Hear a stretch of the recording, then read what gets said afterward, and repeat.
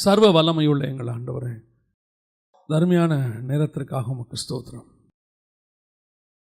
நாங்கள் கூடி வந்து உம்மை ஆராதிக்கும்படி நீர் பாராட்டி இருக்கிற தயவுக்காக உமக்கு நன்றி. மீண்டுமாக நீர் எங்களுக்கு கொடுத்திருக்கிற சந்தர்ப்பத்திற்காக உமக்கு ஸ்தோத்திரம். ஆண்டவரே, நாங்கள் கூடி வரும்போது நீர் அங்கே வருகிறீர் என்று நாங்கள் வாசிக்கிறோம்.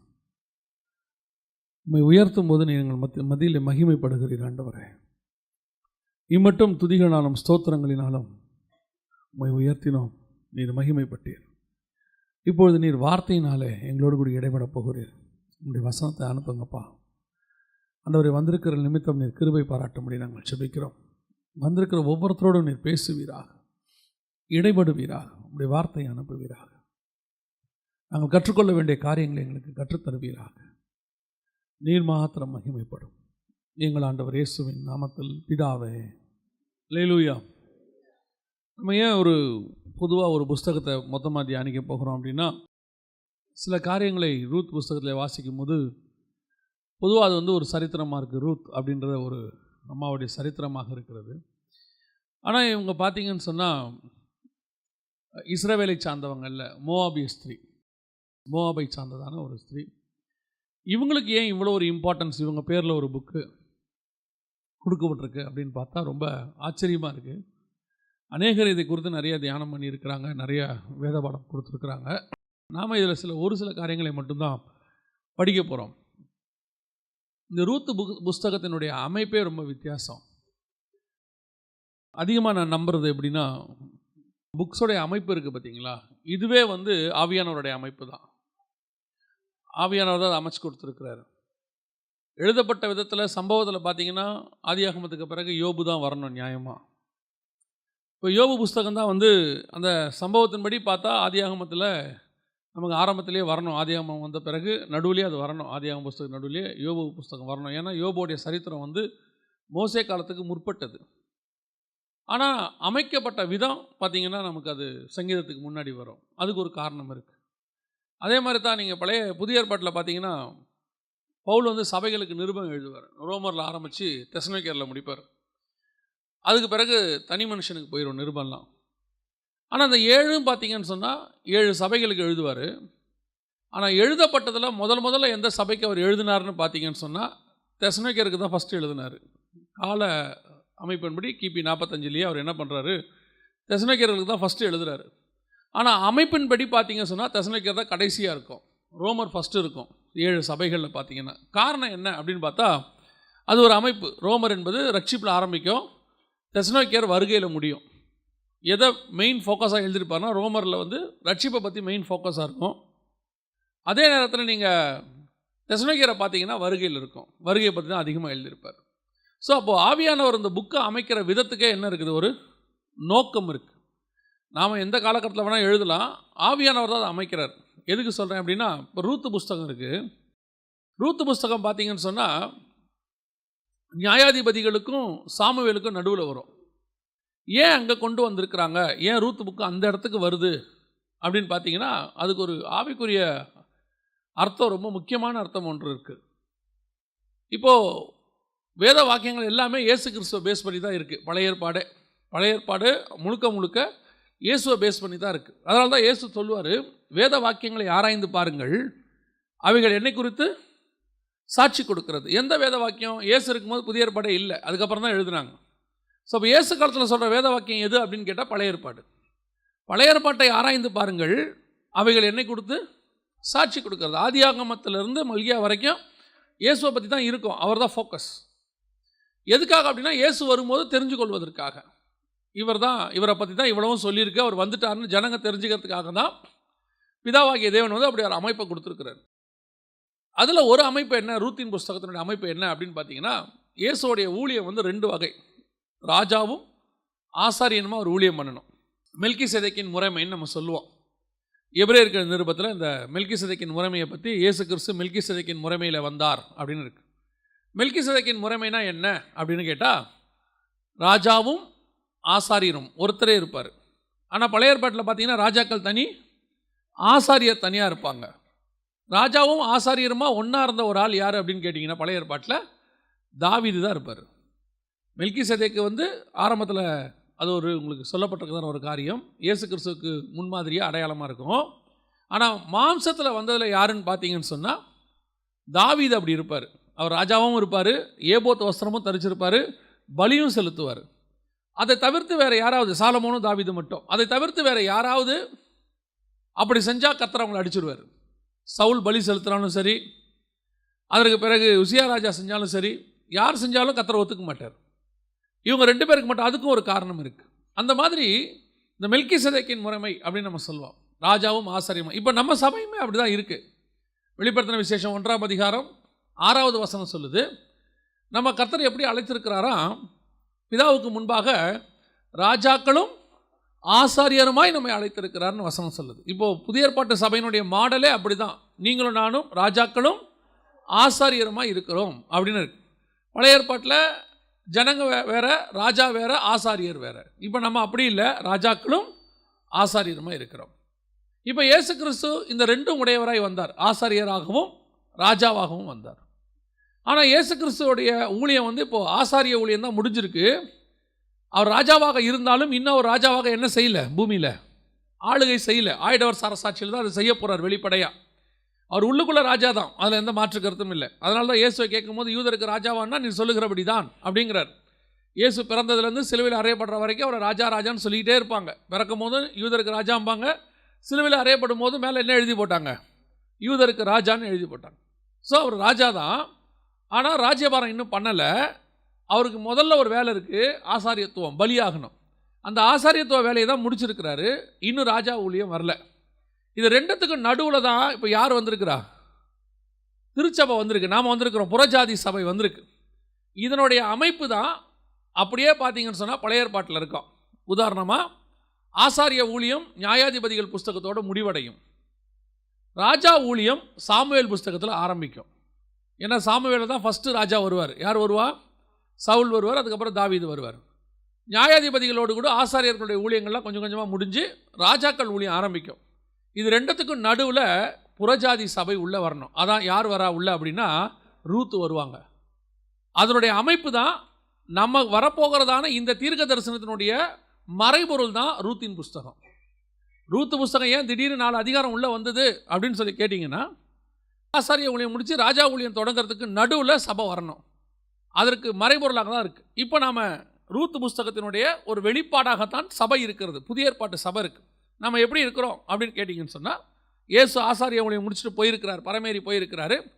எப்படி ஏறி போனாரோ அப்படியே இறங்கி வருவார், வந்து ராஜா ஊழியத்தை செய்வார், ஆயிடவர் அரசாட்சி. அதுக்கு நடுவில் ரூத்து வந்துட்டு போயிடுவாங்க.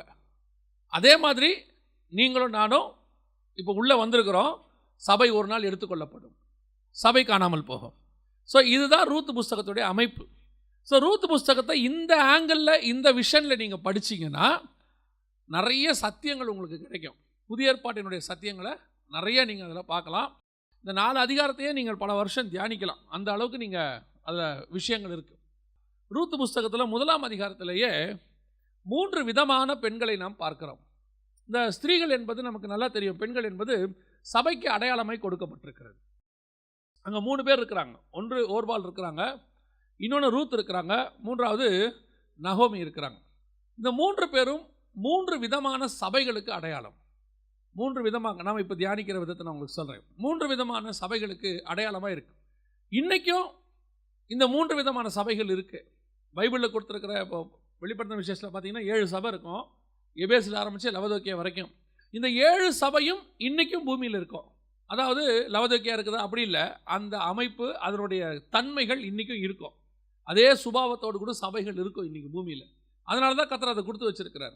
அதே மாதிரி தான் ரூத் புஸ்தகத்தில் இருக்கிற அந்த 3 சபைகளுடைய அமைப்பும் இன்றைக்கி இருக்கும். முதலாவது நீங்கள் எடுத்துக்கிட்டீங்கன்னு சொன்னால் நகோமியோடைய சுபாவங்களை நீங்கள் பார்த்தீங்கன்னு சொன்னால், இன்றைக்கி நாம் அப்படிப்பட்ட சுபாவம் உடையவங்களாக இருக்கிறோமா?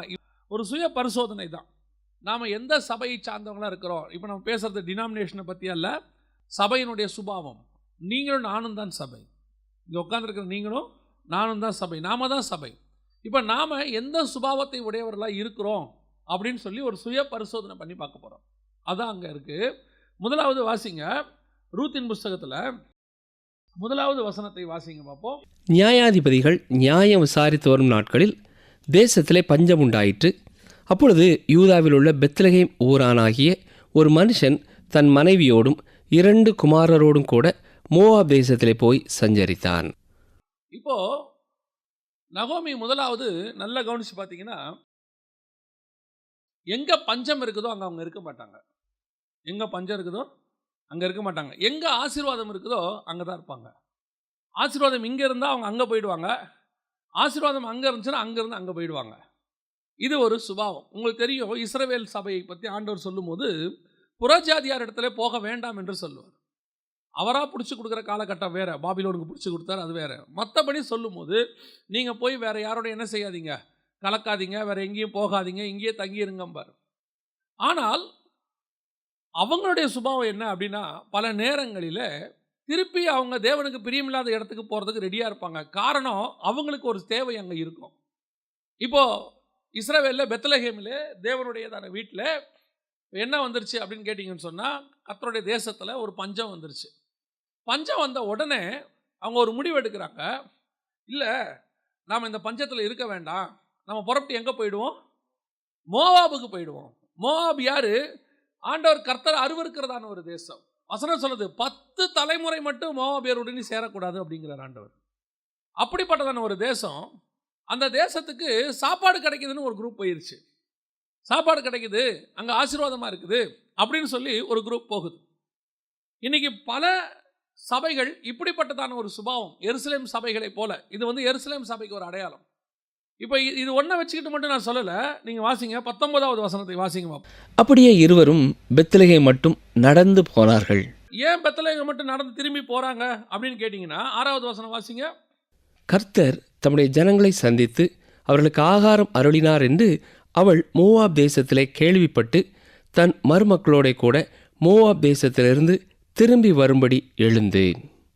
இப்போ பெத்லகேமில் சாப்பாடு கிடைக்குதுன்னு இப்போ எங்கேருந்து போகிறாங்க? இப்போ மோவாப்லேருந்து பெத்லகேமுக்கு போகிறாங்க. முதல்ல பெத்லகேமில் சாப்பாடு இல்லை, மோவாபில் இருந்துச்சு.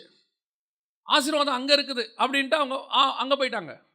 இப்போ அங்கே போய் தங்கி இருக்கும்போது பார்க்குறாங்க, இப்போ கொஞ்ச நாள் ஆகிப்போச்சு, 10 வருஷம் ஆகிப்போச்சு. அங்கே அப்படி தான் வசனம் சொல்லுது, 10 வருஷம் அங்கே இருந்து விட்டார்கள் அப்படின்னு இருக்குது. அப்போ 10 வருஷம் கழித்து பார்க்குறாங்க, இப்போ வசனம் சொல்லுது மோவாபில் பஞ்சம் வந்துருச்சு, பெத்லகேமில் என்ன வந்துருச்சு? ஆசீர்வாதம், ஆகாரம் கிடச்சிருச்சு. உடனே இவங்க புறப்பட்டு எங்கே போகிறாங்க? பெத்லகேமுக்கு போகிறாங்க. இப்படி ஒரு குரூப் ஒன்று இருக்கும், இப்படி ஒரு சபை இருக்கும். கர்த்தர் உங்களை எங்கே நாட்டப்படுறாரோ அந்த இடத்தில் நீங்கள் தங்கி இருக்க வேண்டும். கர்த்தர் சொல்கிற இடத்துல தங்கணும். உங்களை கொண்டு வந்து வைத்த ஆண்டவர் உங்களை போஷிக்கவும் வல்லமை உள்ளவராக இருக்கிறார். சில நேரங்களில் இப்படிப்பட்ட வனாந்திரம் வருவது இயல்பு. அதான் எனக்கு ஆண்டவர் சொல்லி கொடுத்தது ஒன்று தான். வேதாகமத்தில் வனாந்தரத்தை கடந்து போகாத பரிசுத்தவான்கள் கிடையாது. இங்கே கர்த்தருடைய கரத்தில் இருக்கக்கூடிய பரிசுத்தவானம் இருக்கும் என்று சொன்னால் நீங்கள் கண்டிப்பாக வனாந்தரத்தை கடந்து போக வேண்டியது அவசியமாக இருக்கிறது. நீங்கள் வேறு யாரை வேணாலும் எடுத்துக்கொள்ளுங்க. ஆபிரகாம்லேருந்து ஆரம்பிச்சுக்கோங்க. ஆபிரகாம் வனாந்தரத்துக்கு போயிருக்கிறார், ஈசாக்கு வனாந்தரத்துக்கு போயிருக்கிறார், யாக்கோபு பிரயாணப்பட்டு போயிருக்கிறார். அதுக்கு பிறகு இஸ்ரவேல் ஜனங்கள், மோசே போயிருக்கிறார், இஸ்ரவேல் ஜனங்கள் போயிருக்கிறாங்க. அதற்கு பிறகு எலியா போயிருக்கிறார், எலிசா போயிருக்கிறார், தானியல் சிறைப்பட்டு போயிருக்கிறார், யோசேப்பு போயிருக்கிறார். அதற்கு பிறகு ஏன் இயேசு கிறிஸ்து வனாந்தரத்திற்கு போனார். சீஷர்கள் உபத்திரவத்துக்குள்ளே கடந்து போனார்கள். பவுல் பிரயாணப்பட்டு வனாந்தரத்துக்கு போனார். யார் போகலை? பல நேரங்களிலே நாம் இருக்கிற இடத்துல குறைவுகள் வருவது இயல்பு. அது வாழ்க்கையில் ஒரு பார்ட். பிரச்சனையோ போராட்டமோ உபத்திரவமோ நம்ம வாழ்க்கையில் அது ஒரு பார்ட். அது ஒரு காலகட்டத்தில் அது கடந்து போகும். உடனடியாக நாம் என்ன செய்கிறோம்? அந்த பிரச்சனையை சகிக்க கூடாமல் இமிடியேட்டாக உடனே நான் டிரான்ஸ்ஃபர் ஆகி இங்கேருந்து இன்னும் கொஞ்சம் மோவாபில் பாருங்கள், அங்கே சாப்பாடு கிடைக்குது, அங்கே போயிடுவோம், டெம்பரவரி அங்கே போயிடுவோம். அப்புறம் அங்கே இருக்கிறது, அப்புறம் அங்கே இருக்கும்போது கொஞ்சம் பார்க்குறது, அங்கே கொஞ்சம் பிரச்சனை வரும். உடனடியாக என்ன செய்யறது? அங்கேருந்து புறப்பட்டு பெத்லகேமுக்கு வர்றது. கர்த்தர் என்ன விரும்புகிறாருன்னா, இந்த பிரச்சனையை நான் உனக்கு ஏன் அனுமதி கொடுக்குறேன்னா, நீ அங்கேயே இருக்கிறியா இல்லையான்னு பார்க்கறதுக்கு தான் அந்த பிரச்சனையே கர்த்தர் அனுமதி கொடுக்குறாரு. கர்த்தர் ஏன் உங்களை உபத்திரவத்துக்கு நேரம் நடத்துறாருன்னா, அந்த உபத்திரவத்தில் நீங்கள் கர்த்தரோடு கூட இருக்கிறீங்களான்னு பார்க்கறதுக்கு தான் ஆண்டவரே அந்த அனுமதி கொடுக்குறாரு. இன்றைக்கி நிறைய பேர், அதுவும் இந்த ஜென்ரேஷன், இப்போ இருக்கக்கூடிய சபைகள், இந்த grace doctrine, hyper grace, super grace அப்படின்லாம் வரும்போது அவங்க என்ன எதிர்பார்க்குறாங்க அப்படின்னா, உனக்கு வாழ்க்கையில் பிரச்சனை இல்லை, போராட்டம் இல்லை, கண்ணீர் இல்லை, உபத்திரவம் இல்லை அப்படின்னு சொல்லி அவங்க சொல்கிறாங்க. அதுக்கு கேட்டால் விசுவாச அறிக்கை. நான் சொல்கிறேன், யாரும் போராட்டத்தை விரும்பவில்லை, யாரும் பிரச்சனையை விரும்பவில்லை. ஆனால் அது வாழ்க்கையில் ஒரு பார்ட். அது வந்தாலும் அதை ஏற்றுக்கொள்வதற்கு தயாராக இருக்கணுங்கிறது ரொம்ப முக்கியம். இன்னைக்கு பல நேரங்களில் உபத்திரவம் உண்டுன்னு இயேசு சொன்னாரா இல்லைன்னு சொன்னாரா? உபத்திரவம் உண்டுன்னு சொல்றாரு. அப்படின்னா என்ன அர்த்தம்? அது வரும். அது அது அது ஒரு பார்ட். சில நேரங்களில் நீங்கள் டாக்டரை கேட்டு பாருங்க, நல்ல டாக்டரை நீங்கள் கேட்டு பாருங்க, கொஞ்சம் ஜுரம் அடித்தா மாத்திரையெல்லாம் போடாதீங்கம்பாங்க. சாதாரண ஜுரத்துக்கு என்ன செய்யாதீங்க, மாத்திரைலாம் போடாதீங்க, அது நல்லது. ஒரு 6 மாதத்துக்கு ஒரு தடவை இம்யூனிட்டி பவர் என்ன ஆகும், உங்களுக்கு கொஞ்சம் இன்க்ரீஸ் ஆகி டெவலப் ஆகி கொஞ்சம் எதிர்த்து போராடுறதுக்கூடிய பலனை பெறும். அந்த ஜுரம் வர்றது நல்லதும்பாங்க. என்ன காரணம்? எனக்கு வலிக்கக்கூடாது, எனக்கு பிரச்சனை வரக்கூடாது, போராட்டம் வரக்கூடாது. அதனால் என்ன ஆகுது, நீங்கள் விரும்புறது வேற விஷயம், ஆனால் வரும்போது அதை ஏற்றுக்கொள்ளக்கூடிய மனப்பக்குவம் இருக்க மாட்டேங்குது. நான் ஆவிக்குரிய விதத்திலும் சொல்லுகிறேன். ஆவிக்குரிய விதத்திலும் சில நேரத்தில் என்ன வரும், சில பிரச்சனைகள் வரும், போராட்டம் வரும், இல்லாமல்லாம் இருக்காது. அப்படி வரும்போது அதை ஏற்றுக்கொள்ளக்கூடிய மனப்பக்குவம் இருக்கா? பொறுமையாக உட்கார்ந்து அதை சகிக்கக்கூடிய சுபாவம் இருக்குதா? உடனடியாக ஏன் இப்படி நடக்குது, எதுங்க என்ன பிரச்சனை, உடனே இப்படி நடக்குது, என்ன பண்ணலாம், உடனே ஒரு தீர்க்கதரிசியை பார்த்துருவோம். இப்போ நமக்கு என்ன, உடனே அந்த பிரச்சனையை சால்வ் பண்ணணும். நல்லா கவனிச்சுக்கொள்ளுங்க, உங்களை கையில் வச்சிருக்கிறவருக்கு உங்களுடைய டிசைன் அவர் கையில் இருக்குது. உங்கள் டிசைன் அவர் கையில் இருக்குது. எதை எப்படி சால்வ் பண்ணணும்னு அவருக்கு நல்லா தெரியும். அவர்கிட்ட கொஞ்சம் கொடுத்துட்டு கொஞ்சம் அமைதியாக உட்காருங்க. அதுதான் அவர் சொல்கிறாரு, நீ கொஞ்சம் சும்மா இருங்கிறாரு. நீங்களோ சும்மா இருப்பீர்கள். உங்களாலேயும் என்னாலையும் செய்ய முடியாத ஒரே வேலை சும்மா இருக்கிறது. நம்மளால சும்மாவே இருக்க முடியாது பாருங்க. ஏதாவது ஒன்று அப்படியே இது எப்படி வெளியே வர்றது, ஒன்றும் நமக்கு முடியாது, ஒன்றும் வர முடியாது. இல்லை, நமக்கு தான் தெரியுமே என்ன நடக்குதுன்னு. ஆண்டவர் நீங்கள் பல நேரத்தில் இப்படி விஷயத்தை காம்ப்ளிகேட்டட் ஆக்கி விட்டுறீங்க. இப்போது இஸ்ரவேல் ஜனங்களை உள்ளே போக சொல்கிறாரு. இவன் என்ன பண்ணிவிட்டான், உள்ளே போய் பார்த்துட்டு வந்துட்டு ரொம்ப பிரச்சனையாக இருக்குது, எல்லா ஆளுங்களாம் தாட்டியாக இருக்கான், ராட்சசராக இருக்கிறான், நாங்கள் உள்ளே போகல அப்படின்னு கர்த்தர் சொன்னார். சரி, அப்போ நீ ஒரு 40 வருஷம் என்ன செய்ய, சுற்றிட்டு வா. 40 வருஷமா தெரியாமல் சொல்லிட்டு நாங்கள் உள்ளே போகிறோம், அந்த பேச்சு கிடையாது. ஒன்று நான் போக சொல்லும் போது போ, இல்லை நான் சொல்லும் போது 40 வருஷம் கழிச்சு போ. இப்போ இவன் என்ன பண்ணுறான், போக சொல்லும் போது போகலை. 40 வருஷம்னு இவனுக்கு என்ன வந்துருச்சு, மனம் அடிவாயிருச்சு. இல்லை நாங்கள் இப்போயே உள்ளே போகிறோம், உள்ளே போனால் அடி வாங்கிட்டு வந்தான். கர்த்தர் ஏன் அந்த 40 வருஷம் சுத்த சொன்னார்? உன்னை 40 வருஷம் சுத்த வைக்கணும்னு அவருக்கு ஆசை கிடையாது. அழகாக போய் பாருங்கள், அவர் உள்ளே போக சொல்லும் போது ஏனோக்சின் புத்திரராகிய ராட்சதர் உள்ளே இருப்பாங்க. 40 வருஷம் கழிச்சு அவங்க உள்ளே போவாங்க. உள்ளே போகும்போது பாருங்கள், அந்த ராட்சதரின் புத்திரர் உள்ளே இருக்க மாட்டாங்க. அவங்க உள்ளே போகும்போது கர்த்தர் விட்டு வைத்த ஜாதிகள் என்ன வெளியில் இருக்கும், அதில் ஏனோக்சின் புத்திரர் இருக்க மாட்டாங்க. காரணம், நீ 40 வருஷம் சுற்றிட்டு வா, அதுக்குள்ளேயே உன் எதிரியெல்லாம் நான் அழிச்சு முடிச்சிடுறேன். நீ யாரை பார்த்து பயந்தியோ அவன் அங்கே இருக்க மாட்டான். காரணம், நீ அங்கே உள்ளே போகும்போது சமாதானமாய் குடியிருக்கணும், சந்தோஷமாக குடியிருக்கணும். உன் சந்தோஷத்துக்கு எது தடையாக இருக்குதோ அதை நான் நீக்கி போடுறேன். அது வரைக்கும் பொறுமையாக இரு. எத்தனை வருஷம்? 40 வருஷம் நீ இரு, நான் திருப்பி உன்னை பத்திரமா உள்ளே கொண்டு போகிறேன். ஆனால் நம்மளால் அந்த பொறுமை இருக்காது, நம்மளால் அதை ஏற்றுக்கொள்ள முடியாது. உடனடியாக இதுக்கு என்ன செய்யலாம், உடனே புறப்பட்டு அங்கே போகலாம். அங்கே போனால் ஒரு பிரச்சனையும் இல்லையாமா. கவனிங்க, ஈசாக்குக்கு ஒரு பஞ்சம் வருது, ஈசாக்கு காலத்திலே ஒரு பஞ்சம் வருகிறது. ஆனால் வசனம் தெளிவாக சொல்லுது, ஆபிரகாமின் நாட்களில் உண்டான பஞ்சத்தை அல்லாமல். ஏன் அப்படி சொல்கிறாங்க அப்படின்னு சொன்னால், ஆபிரகாம் காலத்தில் ஒரு பஞ்சம் வந்துச்சு. ஆபிரகாம் என்ன பண்ணிவிட்டார், எகிப்துக்கு போயிட்டார். பஞ்சம் வந்த உடனே எங்கே போயிட்டார், எகிப்துக்கு போயிட்டார். கர்த்தர் எங்கே இருக்க சொல்கிறார் அங்கே இருங்க. சில நேரங்களில் வேலை ஸ்தலத்தில் கொஞ்சம் கீழே இருக்கிறவங்களோ மேலே இருக்கிறவங்களோ பிரச்சனை பண்ணிக்கிட்டே இருப்பாங்க உங்களை. உடனே நமக்கு என்ன தோணும் தெரியுமா, இந்த வேலையை விட்டுட்டு வேறு வேலை பார்க்கலாமா? கர்த்தர் சொல்லுவார், நீ அங்கேயே இரு. ஏன், அங்கே உன்னை எப்படி ஆசீர்வதிக்கணும்னு கர்த்தருக்கு தெரியும். அடிமையாய் போன தானியேலை நேபுகாத் நேச்சார் முகங்குப்புற விழுந்தானாம். அவனுக்கு முன்னாடி அந்த விளக்கத்தை சொன்ன உடனே முகங்குப்புற விழுந்தானாமா. இவன் அடிமை, அவன் ராஜா. ஆனால் அடிமைக்கு முன்னாடி யார் விழுறது, ராஜா விழுவார். கர்த்தரால் அதை செய்ய வைக்க முடியும். உன்னை ஓவர் நைட்டில் கர்த்தர் உயர்த்தி மேலே உட்கார வைக்கவும் கர்த்தரால் முடியும். யூ மஸ்ட், நீங்கள் கர்த்தர் சொல்கிற இடத்துல இருக்கணும் பாருங்க. நீங்கள் இருக்கிற இடத்துல இருங்க.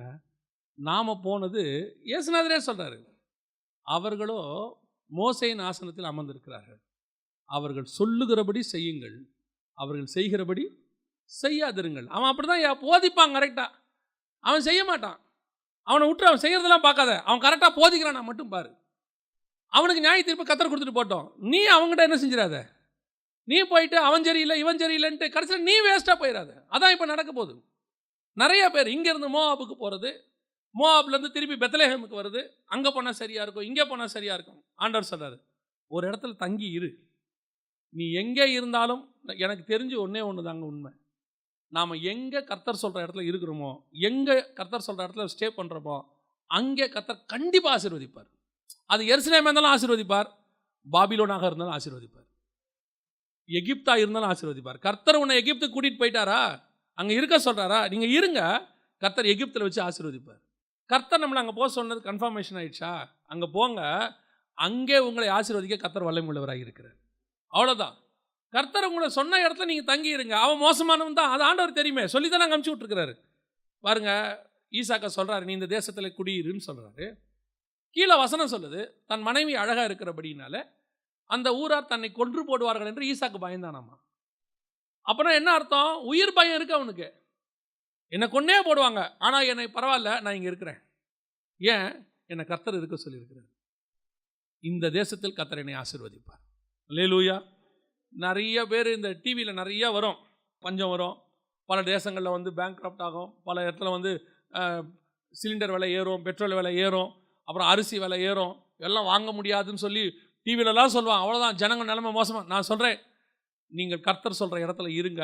எப்பேற்பட்ட பஞ்சத்திலும் கர்த்தர் உங்களை ஆசீர்வதிக்க வல்லமையுள்ளவராக இருக்கிறார். அல்லேலூயா. அலைந்து திரிகிற சபையாக இருக்கவே கூடாது. இங்கே கொஞ்ச நாள், அங்கே கொஞ்ச நாள், அந்த இடத்துல போய் இருக்கிறது, அந்த அந்த அனுபவம் உங்களுக்கு எனக்கும் இருக்கக்கூடாது. இதுதான் நகோமியோட அனுபவம். நகோமி அப்படிப்பட்டவங்க பாருங்கள், கடைசி வரைக்கும் மேன்மை அடையவே முடியாது, ஏதாவது ஒரு இடத்துல இருக்கும். இது நகோமியோட சுபாவம். ரெண்டாவது, இன்னொரு சபை இருக்குது பாருங்கள், ஓர்பால்னு ஒரு சபை இருக்குது. இது ரெண்டாவது வகையான சபை. வாசிங்க, 10வது வசனத்தை வாசிங்க. 1ஆம் அதிகாரம் 10வது வசனம். உம்முடைய ஜனத்தண்டைக்கு உம்முடன் கூட யார் சொல்கிறது? நகோமிகிட்ட யார் சொல்கிறது? ஓர்வாலும் ரூத்தும் சொல்கிறாங்க. 2 பேரும் தான் சொல்கிறாங்க, உங்கள் கூடவே வந்துடுறோம் அத்தை, நாங்கள் உங்கள் கூடவே வந்துடுறோம், நீங்கள் எங்கே போகிறீங்களோ நாங்களும் அங்கே வரோம். ஏன்? இப்போ இவங்களும் பேசிக்காக எதுக்கு தான் வராங்க? ஆசீர்வாதத்துக்கு தான் வராங்க. அதில் எந்த மாற்று கருத்தும் இல்லை. இங்கே சாப்பாடு இல்லை, பெத்லஹேமில் சாப்பாடு இருக்குது, நம்ம போகலாம் அப்படின்னு சொல்லி இவங்களும் பேசிக். அதான் நான் சொல்கிறேன், எப்போவுமே சொல்லுவேன், சபைக்கு ஆரம்பத்தில் நாம் தேவனை தேடி வருகிறது, தேவனை அறியாத காலத்தில் ஒரு 90% பேர் ஆசீர்வாதத்துக்காக தான் வரோம். ஏதோ ஒரு ஆசீர்வாதம் கிடைக்கும், நமக்கு ஒரு ஏதோ ஒன்று குறைபாடு இருக்கும், அது சுகமளிக்க வேண்டிய இருக்கும், டெலிவரன்ஸ் தேவைப்படும், இல்லை டிப்ரெஷனில் இருப்போம், இல்லை கடன் தொல்லையில் இருப்போம். இதுலேருந்து கர்த்தர் என்னை காப்பாற்றுவார், இதுக்கு தான் நம்ம வரோம். அது உண்மை, அதான் சுவிசேஷம், அதில் எந்த மாற்று கருத்தும் இல்லை. நம்ம எதிர்பார்ப்போடு தான் வரோம் ஆண்டவர்கிட்ட, அது தப்பும் கிடையாது. இயேசுகிட்ட வந்தவங்கள 100% பேர் எப்படி தான் வந்தான்? ஒரு தேவையோடு கூட தான் வந்தான். அது கண்ணு தெரியாதவங்களாக இருக்கட்டும், காது கேட்காதவங்களாக இருக்கட்டும், அல்லது வியாதிப்பட்ட குஷ்டமுடையவங்களாக இருக்கட்டும், அல்லது பிள்ளை மரிச்சு போச்சுன்னு வந்தவங்களாக இருக்கட்டும், அது உடம்ப சரீரம் சுகம் இல்லைன்னு வந்தவங்களாக இருக்கட்டும், வந்தவங்களில் பெரும்பான்மையானவங்க எத்தனை பேர் வந்தாங்க? ஒரு தேவையோடு தான் வந்தாங்க. வசனத்துக்காக வந்தவங்க கொஞ்சம் பேர் தான், ஒரு 10%. ஒரு 90% தேவையோடு தான் வந்தாங்க. நம்மளும் அப்படி தான் வந்தோம், அதில் எந்த மாற்று கருத்தும் இல்லை. நாமெல்லாம் ஒரு ஆண்டோட தேவையோடு தான் வந்தோம். அப்படி தான் இந்த ஓர்பாலும் ரூத்தும் வராங்க. ஆனால் ஒரு இடத்துல ஒரு சின்ன சேஞ்ச் நடக்குது பாருங்களேன். இப்போ அவங்களுக்கு ஒரு வசனம் சொல்லப்படுது. 12-13 வாசிங்க பார்ப்போம். என் மக்களே, திரும்பி போங்கள், நான் வயது சென்றவள், ஒரு புருஷனுடன் வாழத்தக்கவள் அல்ல. அப்படிப்பட்ட நம்பிக்கை எனக்கு உண்டாயிருந்து நான் இன்று இரவில் ஒரு புருஷனுக்கு வாழ்க்கைப்பட்டு பிள்ளைகளை பெற்றாலும் அவர்கள் பெரியவர்கள் ஆகும் மட்டும் புருஷருக்கு வாழ்க்கைப்படாதபடிக்கு நீங்கள் பொறுத்திருப்பீர்களோ? அது கூடாது. என் மக்களே, கர்த்தருடைய கை எனக்கு விரோதமாக இருக்கிறதுனால் உங்கள் நிமித்தம் எனக்கு மிகுந்த விசனம் இருக்கிறது என்றாள். இப்போ இவங்க ஆசீர்வாதத்துக்கு தான் வராங்க. ஆனால் ஆசீர்வாதம் இருக்குது, கிடைக்குதுன்னு தெரியுது. சாப்பாடு கிடைக்கும், பெத்லஹேமுக்கு போயிட்டால் என்ன கிடைக்கும்? சாப்பாடு கிடைக்கும், ஆனால் ஃப்யூச்சர் கிடையாது. சாப்பாடு இருக்கும், ஆனால் என்ன இருக்காது? ஃப்யூச்சர் கிடையாது. அங்கே போனால் கல்யாணம் பண்ண முடியும். இன்னொன்று, இஸ்ரவேல் ஜனங்கள் மோவாபியஸ்ரீ என்ன பண்ண மாட்டாங்க? பெரும்பாலும் கல்யாணம் பண்ண மாட்டாங்க. சட்டப்படி நியாயப்பிரமாணத்தின்படி என்ன செய்ய மாட்டாங்க. இப்போ இந்த அம்மா என்ன சொல்லுது?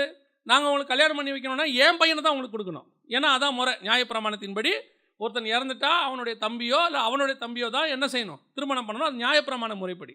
அப்போ அந்த அம்மா சொல்லுது, எனக்கு கொடுக்கறதுக்கு என்ன இல்லை? வழி இல்லை. அப்போ எங்கள் ஊருக்கு வந்தீங்கன்னா உங்களுக்கு என்ன கிடையாது? ஃப்யூச்சர் கிடையாது. நீங்கள் வேணால் உங்கள் ஊருக்கு போங்க, உங்கள் ஊர் சட்டப்படி அதான் நீங்கள் கல்யாணம் பண்ணிக்கலாம், எல்லாம் செஞ்சுக்கலாம். ஆனால் என் கூட வந்தீங்கன்னா உங்களுக்கு ஃப்யூச்சர் கிடையாது. இதை கேட்ட உடனே, நல்லா கவனிங்க, இதை கேட்ட உடனே 2 பேருமே தான் அழுகுறாங்க. வாசிங்க 14வது வசனம். அப்பொழுது அவர்கள் சத்தமிட்டு அதிகமாய் அழுதார்கள். அதிகமாய் அழுதார்கள். இப்போ 2 பேருக்கு தெரியுது ஃப்யூச்சர் முடிஞ்சிருச்சு. இப்போ அத்தையோட நம்ம போகிறோம் பெத்லகேமுக்குன்னா சாப்பாடு கிடைக்கும், சோறு போடுவாங்க, 3 வேளை சாப்பாடு கிடைக்கும். ஏன்னா பெத்லகேமில் சாப்பாடு இருக்குன்னு நல்லா தெரிஞ்சு போச்சு. ஆனால் எனக்கு என்ன இல்லை, அப்படியே வாழ்க்கையை ஓட்ட வேண்டியது தான், இப்படியே தான் போகும் என் லைஃப், ஃப்யூச்சரே கிடையாது. சத்தமிட்டு அழுதார்கள். அப்புறம் ஓர்வாள் தன் மாமியை முத்தமிட்டு போனாள், ரூத்தோ அவளை விடாமல் பற்றி கொண்டாள். ஓர்வாள் தன் மாமியை முத்தமிட்டு, அதான் ரொம்ப முக்கியம், முத்தமிட்டாள் இல்லை, முத்தமிட்டு போனாள், போயிட்டா, திருப்பி போயிட்டா. இன்னைக்கு இப்படி ஒரு குரூப், இப்படி ஒரு சபை இயேசுகிட்ட இருக்குது. வருவாங்க, ஆசீர்வாதத்தை பெற்றுக்கொள்றதுக்கு வருவாங்க, ஆசீர்வாதம் கிடைக்கும். ஆனால் ஃப்யூச்சரை பற்றி யோசிக்கும் போது கொஞ்சம் அப்படியே பேக் ஸ்லைட் ஆவாங்க, கொஞ்சம் பேக் ஸ்லைட். என்ன நடக்கும், ஏது நடக்கும் தெரியாது. நோ ஃப்யூச்சர், நமக்கு என்ன இல்லை, எதிர்காலம் இல்லை. அதனால் நிறைய பிள்ளைகள் இந்த உலக பிரகாரமான வேலையை ப்ரிஃபர் பண்ணுது, உலக பிரகாரமான காரியங்களை ப்ரிஃபர் பண்ணுது. ஸ்பிரிச்சுவாலிட்டிக்கு இம்பார்ட்டன்ஸ் இல்லை. ஏன்னா ஸ்பிரிச்சுவாலிட்டி என்பது விசுவாசத்தின் அடிப்படையாய் கொண்டது. விசுவாசம்னா என்ன? நம்பப்படுகள் மேல் உறுதியும் காணப்படாத மேல் நிச்சயம். உன் ஃபியூச்சர் என்னன்னு இங்கே தெரியாது, ஆனால் நல்லா இருக்கும், அவ்வளோதான். இதுதான் ஆவிக்குரிய வாழ்க்கை. ஊழியம் என்பது கர்த்தருடைய கரத்தை பிடிப்பது. நாளைக்கு என்ன நடக்கும்னு தெரியாது, நாளைக்கு இருப்போமா இருக்க மாட்டோம்னான்னு கூட தெரியாது.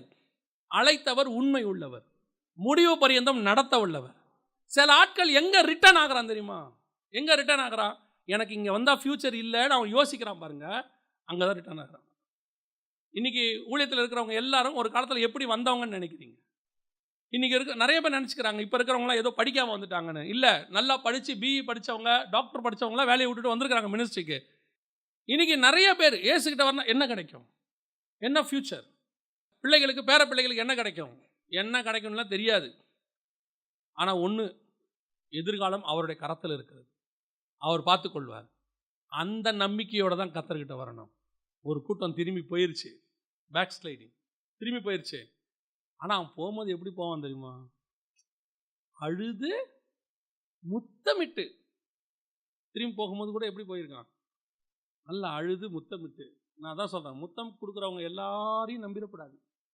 நான் சொல்கிறது யூதாஸையும் ஒரு பாலையும் மட்டும் இல்லையா? 2 பேருமே முத்தம் கொடுத்து தான் போனாங்க, இல்லை 2 பேரும் முத்தம் கொடுத்து தான் போனாங்க.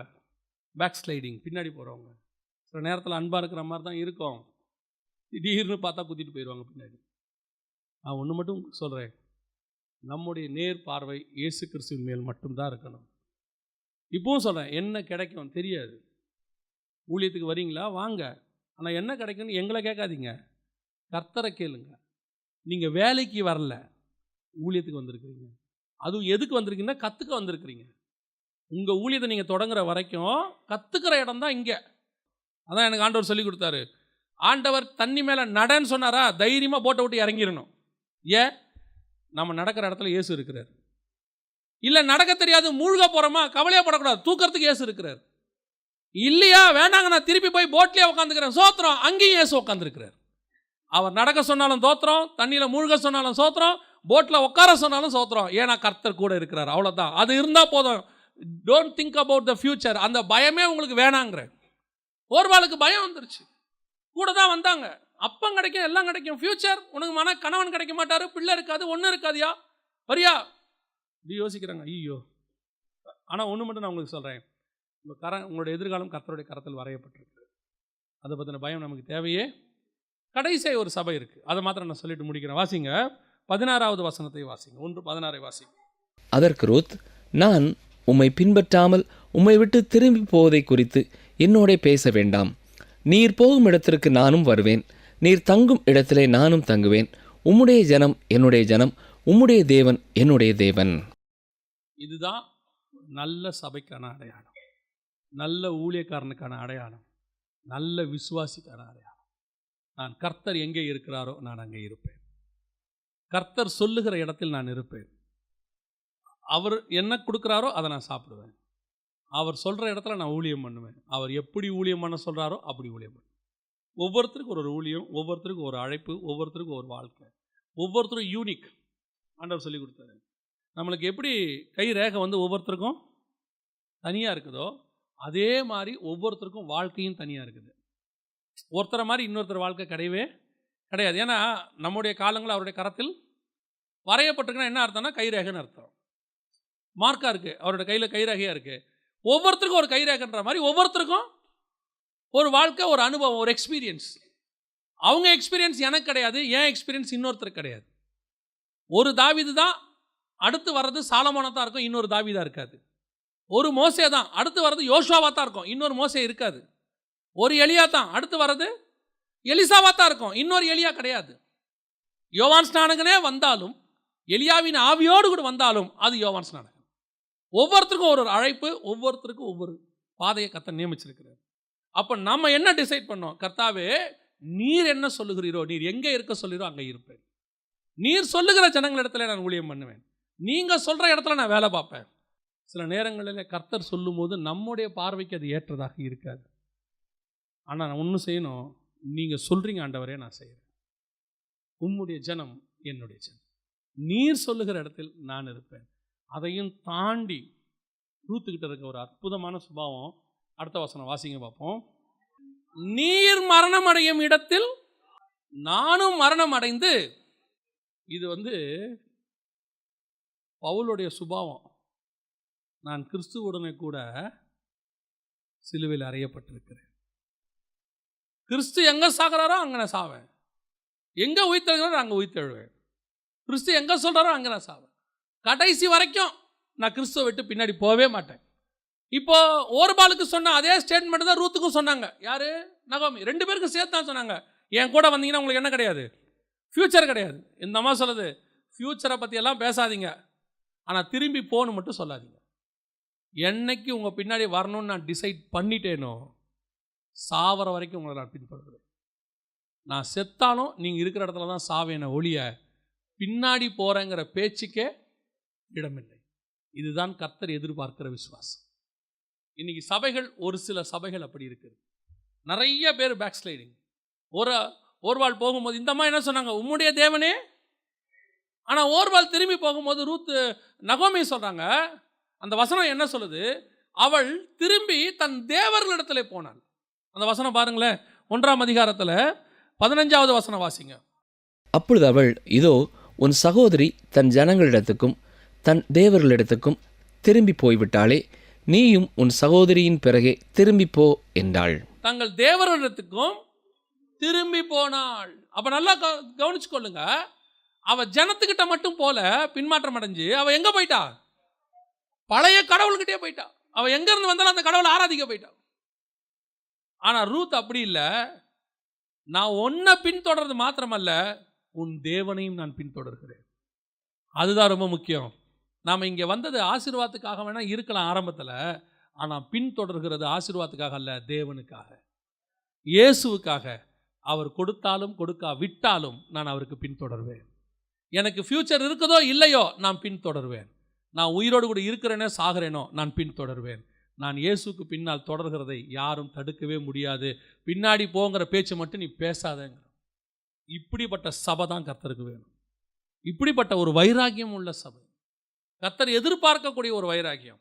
நான் சொல்கிறேன், இயேசுக்கிட்ட நான் வந்ததுக்கு காரணம் அவர் ஏதாவது கொடுப்பாருன்னு இல்லை. இயேசுக்கிட்ட வந்ததுக்கு காரணம் இயேசு. அவரை மாதிரி ஒரு தேவன் எனக்கு கிடையாது. அவரை மாதிரி என்னை நேசிக்கிற ஒருவர் கிடையாது. அவர் மாதிரி என் பாவத்தை மன்னிக்கிற ஒருவர் கிடையாது. எனக்கு என்ன ஃப்யூச்சர்னு தெரியாது, ஆனால் ஒன்று தெரியும், என் ஃப்யூச்சர் அவர் கரத்தில் இருக்கு. எனக்கு இனி அவரை தவிர வேற யாரும் கிடையாது. இந்த எதிர்பார்ப்பு இல்லாமல் பின்தொடர்கிற ஒரு சபை, ஒரு எதிர்பார்ப்பு இல்லாமல் பின்தொடர்கிற ஒரு விசுவாசி, அதைத்தான் கர்த்தர் எதிர்பார்க்கிறார். இன்னைக்கு ஓர்பால் எதில் இல்லை? வம்ச வரலாறு லிஸ்ட்டில் இல்லை. மத்தேயு சுவிசேஷம் 1ஆம் அதிகாரத்தில் வாசிச்சு பாருங்க, அங்கே ஓர்பால் இல்லை. யார் இருக்கிறாங்க? ரூத் இருக்கிறாங்க. ஓபேதை ரூத்தின் இடத்துல பெற்றார். எத்தனை பேருடைய பேர் அதில் இல்லை தெரியுமா? எத்தனை பெண்களுடைய பேர் அதில் இல்லை? ஏன் ரெபேக்காள் பேர் கூட அங்கே இல்லை. சாராள் பேர் இல்லை. ஆபிரகாம் ஈசாக்கை பெற்றான், ஈசான் யாக்கோபை பெற்றான், யாக்கோபு யூதாவையும் அவன் சகோதரியும் பெற்றான்னு இருக்குது. அந்த வரிசையில் சாராள் பேர் இல்லை, ரெபேக்காள் பேர் இல்லை. ஆனால் யார் பேர் இருக்குது? ரூத்தினுடைய பேர் இருக்குது. காரணம் என்ன? தன்னலம் இல்லாமல் பின்பற்றின ஒரு அனுபவம், எந்த எதிர்பார்ப்பும் இல்லாமல். நான் ஒரு வாலிப பிராயத்தில் இருக்கிறேன். அந்த அம்மா சொல்லுது, உனக்கு கொடுக்கறதுக்கு மாப்பிள்ளை இல்லைம்மா, உனக்கு ஃபியூச்சரே என் கூட வந்தா இல்லைம்மா, பரவாயில்ல, என் வாலிப பிராயம் வீணா போனா பரவாயில்ல, ஆனால் அது போனால் கர்த்தருக்காக போகட்டும். இன்னைக்கு நம்ம என்ன நினைக்கிறோம்? வாலிப பிராயம் வீணா போயிடக்கூடாது, அந்த நேரத்தில் ஓடணும், சம்பாதிக்கணும், சொத்து சேர்த்துடணும், அப்புறம் ஒரு 50க்கு மேலே கர்த்தரத்தில் இல்லை. ஆண்டவர் சொல்றாரு, இந்த இருக்க ஓடும் போதே பலத்தோடு கொடு, முழு பலத்தோடு கொடு, எனக்கு ஒப்புவி. இல்லைங்க, எல்லாத்தையும் விட்டு வந்தால் என்ன கிடைக்கும்? அந்த பேச்சே கேட்காத, அந்த பேச்சே கேட்காத. நீ வா, உன்னை நடத்துகிற ஒருவர் இருக்கிறார். உன்னை கோடீஸ்வரன் ஆக்குறேன்னு கர்த்தர் கூப்பிடலை. நான் சொல்றது உங்களுக்கு புரியுதா? உன்னை கோடீஸ்வரன் ஆக்குறேன்னு கர்த்தர் கூப்பிடலை. உன்னை லட்சாதிபதி ஆக்குறேன்னு கூப்பிடல. உனக்கு வீடு கொடுக்குற, கார் கொடுக்குறேன்னு கூப்பிடல. உனக்கு நித்திய ஜீவன் கொடுக்குறேன்னு தான் கூப்பிட்டார்.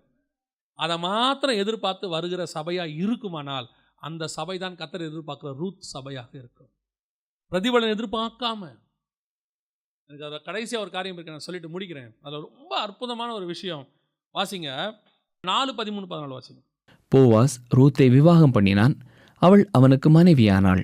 அவன் அவளிடத்தில் பிரவேசித்த போது அவள் கற்பந்தரித்து ஒரு ஆண் பிள்ளையை பெற கர்த்தர் அனுக்கிரகம் பண்ணினார். அப்பொழுது ஸ்திரீகள் நகோமியை பார்த்து, சுதந்திரவாளி அற்றுப்போகாதபடிக்கு இன்று உனக்கு தயை செய்த கர்த்தருக்கு ஸ்தோத்திரம், அவன் பேர் இஸ்ரவேலிலே பிரபலமாக கடவது. இப்போ நகோமி பேர் வந்துருச்சு, யார் பேர் போயிருச்சு? ரூத் பேர் போயிருச்சு. அதுக்கப்புறம் போவாஸ் ரூத்தை விவாகம் பண்ணினான், அவ்வளோதான் இருக்குது. அதுக்கப்புறம் ரூத்துங்கிற பேரே இருக்காது. மருமகளாகி இப்போ தாய் யார் ஆகிட்டா? அந்த பிள்ளைக்கு நகோமி ஆகிட்டாங்க. அதுக்கப்புறம் ரூத் இருக்கவே மாட்டாங்க, ரூத் காணாம போயிடுவாங்க.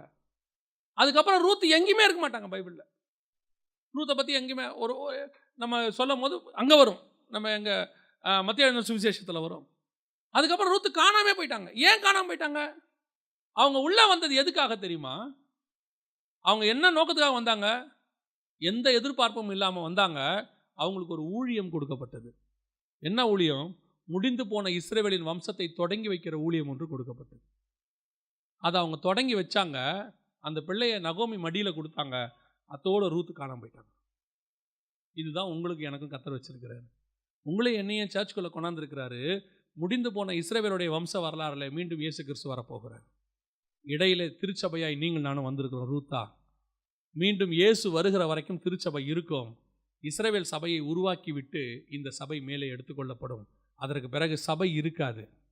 இஸ்ரவேலுடைய சபை பூமியில் இருக்கும்.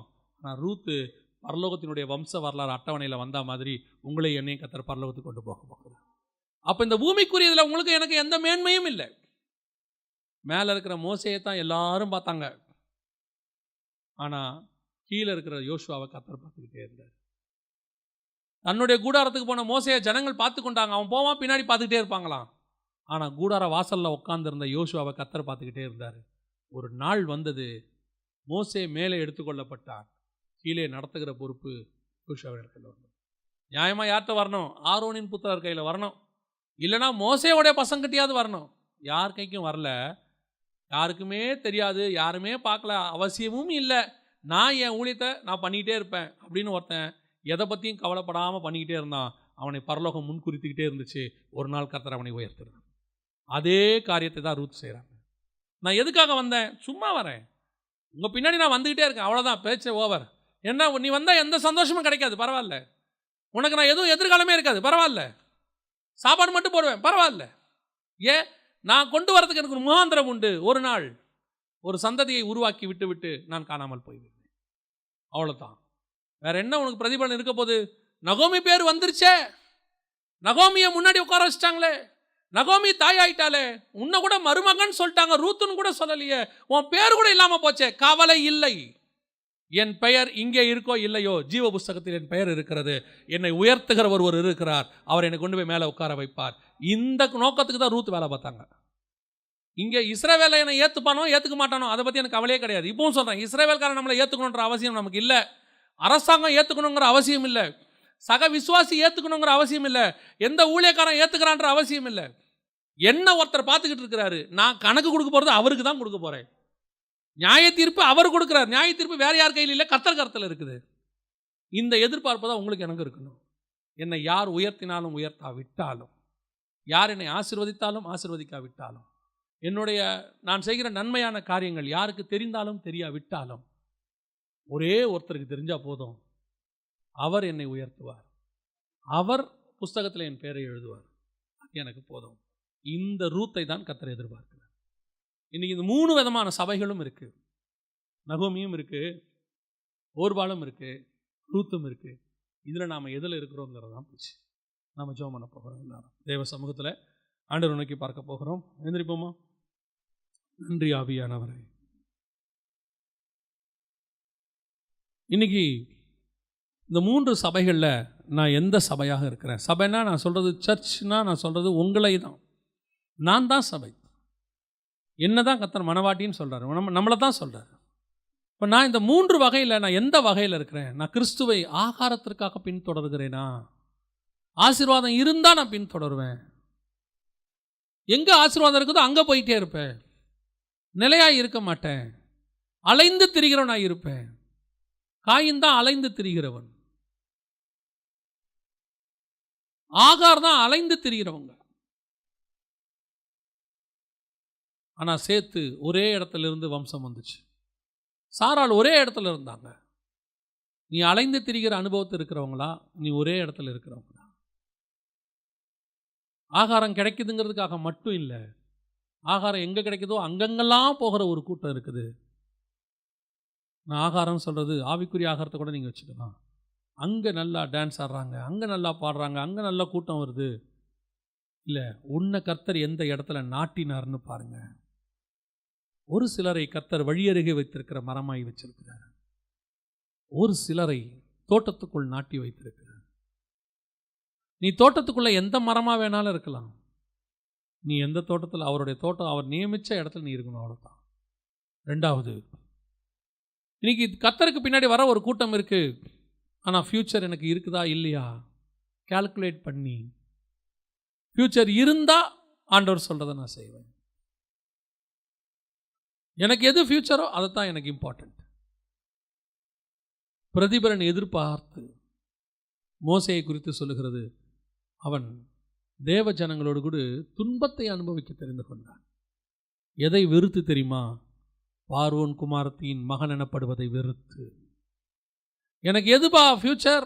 நான் ஈஜிப்ட்லேயே இருந்தால் பார்வோன் குமாரத்தின் மகனா, ஒரு ராஜகுமாரனா, ரதத்தில் போய்கிட்டு சகல வசதியோட சாவர வரைக்கும் நல்லா இருக்கலாம். ஆனால் இன்னொன்று இருக்கு, நான் போனால் எனக்கு என்ன நடக்கும்னு தெரியாது. அடிமைகளோட அடிமையாக இருக்கணும், என்ன நடக்கும்னு தெரியாது, எனக்கு ஃப்யூச்சருக்கா தெரியாது. ஆனால் நான் எதை தெரிஞ்சுக்கிறேன்? மோசே துன்பத்தை அனுபவிக்க தெரிந்து கொண்டார். இன்றைக்கி நம்ம 3வது சபையாக ரூத்தாக நான் எதுக்கு பின்பற்றுகிறேன், ஏன் பின்பற்றுகிறேன்னு தெரியாது, ஆனால் நான் பின்பற்றுகிறேன். காரணம் கிறிஸ்துவின் மேல் வைத்த அன்பு. அவர் கொடுக்குறாரு, கொடுக்கல. அவர் நெருப்புலேருந்து காப்பாற்றுறாரு, காப்பாற்றாமல் போகிறாரு. சிங்கக்கெபிலேருந்து வெளியே எடுக்கிறாரு, எடுக்காமல் போகிறாரு. கல்லறையை விட்டு வெளியே என் சகோதரனை எடுக்கிறாரு, எடுக்காமல் போகிறாரு. அதை பற்றிலாம் எனக்கு தெரியாது. நான் கிறிஸ்துவை நேசிக்கிறேன். அவர் கொடுத்தாலும் நேசிப்பேன், கொடுக்காவிட்டாலும் நேசிப்பேன். நான் கொன்று போட்டாலும் அவரை நேசிப்பேன். நான் கொன்று போட்டாலும் அவரை நேசிப்பேன். உயிரோட இருந்தாலும் அவரை நேசிப்பேன். கொஞ்சம் குறைவு வந்தால், கொஞ்சம் வனாந்தரம் வந்தால், கொஞ்சம் ஏற்றத்தில் இருக்கிற இடத்துல தாழ்வு வந்தால், கொஞ்சம் பிரச்சனை வந்தால் உடனே கிறிஸ்துவ விட்டு போகிற அனுபவம் இல்லை. நான் இதுக்காக கிறிஸ்துவக்கிட்ட வரல.